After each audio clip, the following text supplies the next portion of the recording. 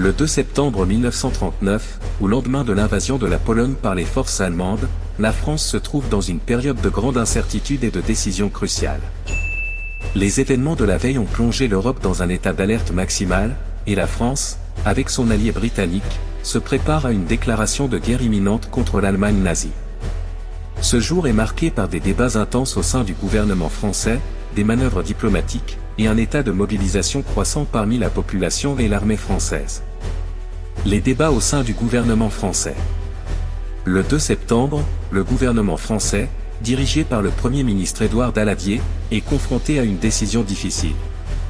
Le pays doit décider s'il va honorer son engagement envers la Pologne et déclarer la guerre à l'Allemagne.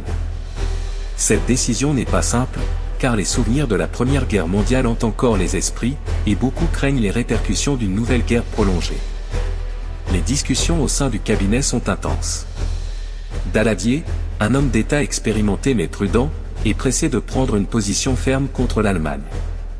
Toutefois, il est également conscient que la France n'est peut-être pas entièrement prête pour une guerre totale, tant sur le plan militaire que sur le plan économique.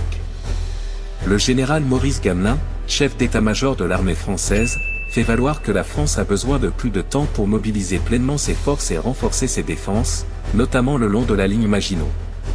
À Paris, les couloirs du pouvoir sont en ébullition, avec des réunions de crise qui se succèdent.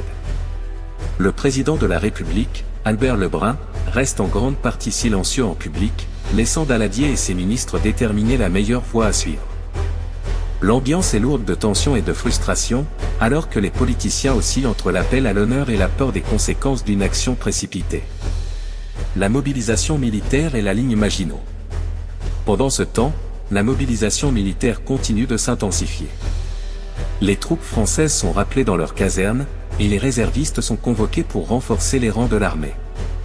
Les chemins de fer et les routes sont encombrés de soldats et de matériel militaire se dirigeant vers la frontière et du pays. La ligne Maginot, ce vaste réseau de fortifications qui longe la frontière franco-allemande, est renforcé avec des troupes et des munitions supplémentaires.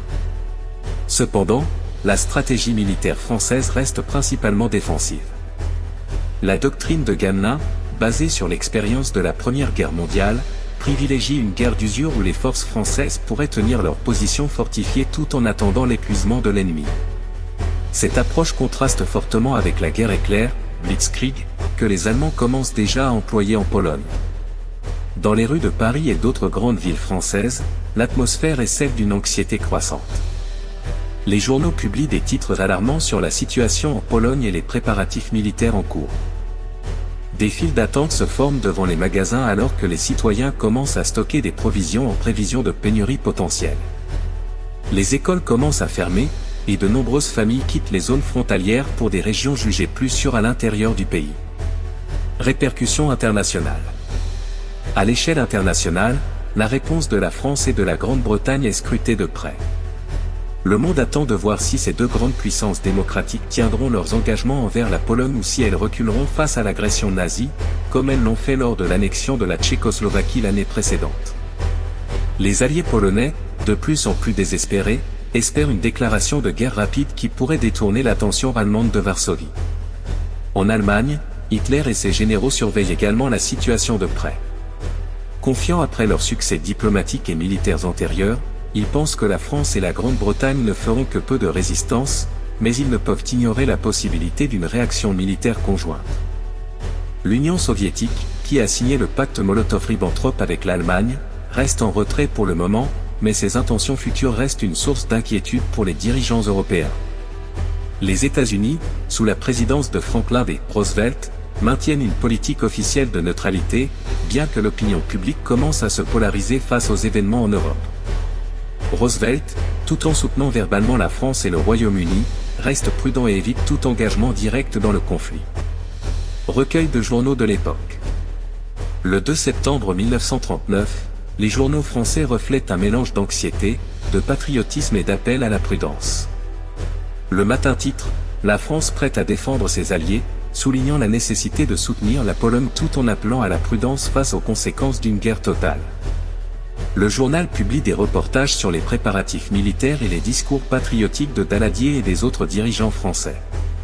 L'Humanité critique vivement la montée vers la guerre, dénonçant à la fois l'impérialisme allemand et les actions des gouvernements français et britanniques, qu'il accuse de sacrifier la paix pour des intérêts politiques. Ce contraste avec le Figaro, qui adopte un ton plus résolu, appelant à la défense de la civilisation occidentale contre la barbarie nazie.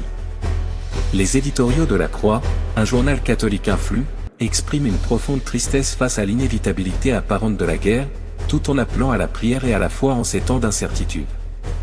Ces articles offrent un aperçu des diverses réactions et émotions qui agitent la société française à l'approche de la guerre. Conclusion. Le 2 septembre 1939 est une journée de décision critique pour la France, marquée par des hésitations politiques et des préparatifs militaires. Le gouvernement de Daladier, tiraillé entre l'obligation de soutenir la Pologne et la peur d'une nouvelle catastrophe mondiale, cherche à naviguer entre ces deux impératifs contradictoires. Ce jour marque également une intensification de la mobilisation nationale, avec des millions de Français se préparant à ce qui semble être une confrontation inévitable avec l'Allemagne nazie. Alors que la tension monte et que la pression internationale s'intensifie, la France se retrouve au bord d'une nouvelle guerre, incertaine de la voie à suivre, mais résolue à défendre ses valeurs et ses alliés.